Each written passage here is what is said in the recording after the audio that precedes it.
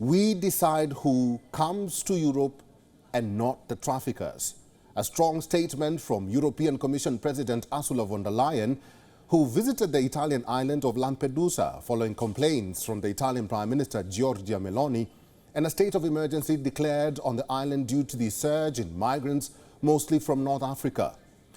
Von der Leyen proposed a 10-point action plan to help Italy deal with the rise in asylum seekers. But why is this proving to be a never-ending problem between Europe and Africa? Let's find out in our maiden report this week. This is the island of Lampedusa in Sicily, Italy. Over 6,000 migrants, mostly from North Africa, arrived on the island. Police started to move some of the migrants to Sicily by ferry and plane.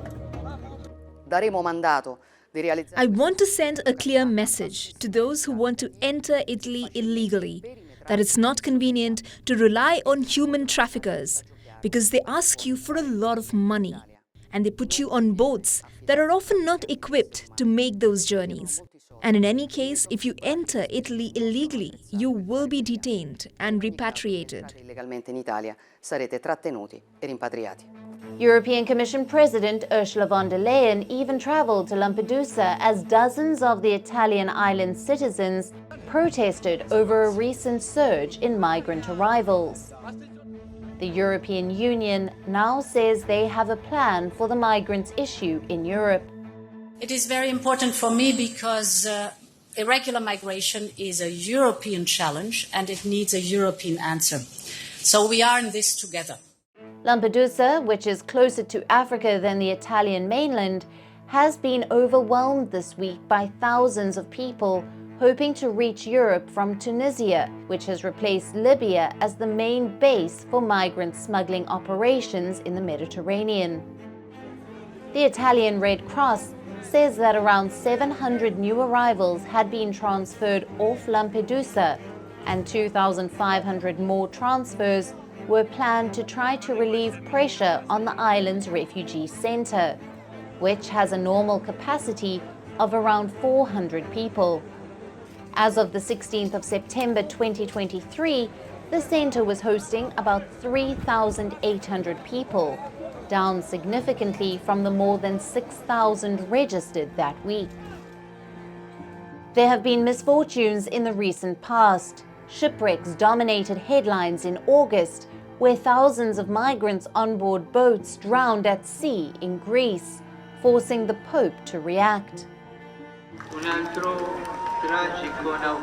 With pain and shame, we must say that since the beginning of the year, almost 2,000 men, women, and children have already died in this sea trying to reach Europe. It is an open wound for humanity. According to Interior Ministry statistics in Italy, nearly 126,000 people have arrived in Italy so far by boat this year, compared to 66,000 this time last year and 42,000 in 2021. The year 2016 holds the recent record for migrant sea arrivals, with a total of 181,000 people. Meanwhile, even Poland is dealing with its version of the migrant crisis.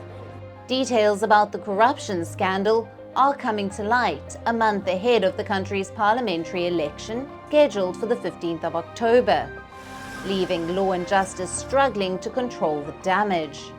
We're talking about people, and what I've seen, what we've all seen over the last couple of years, is weaponizing people who are in the most desperate of situations and using their vulnerability as a way to fuel what is often a political conflict, in many cases a domestic political issue. Africans in Tunisia, meanwhile, are facing increasing discrimination and violence since President Kais Saied's February remarks that sub-Saharan migrants are part of a plot to alter the country's identity and demographics. Tunisia has replaced Libya as the main point of departure for people attempting the deadly Mediterranean crossing to Italy. Normally, when disaster strikes some of the African countries, The affected population looks for a way out, fearing for the worst, or in search of better life, where they often feel the grass is greener. Italy says it is prepared for such eventualities. Bureau Report, WION World is One. WION is now available in your country. Download the app now and get all the news on the move.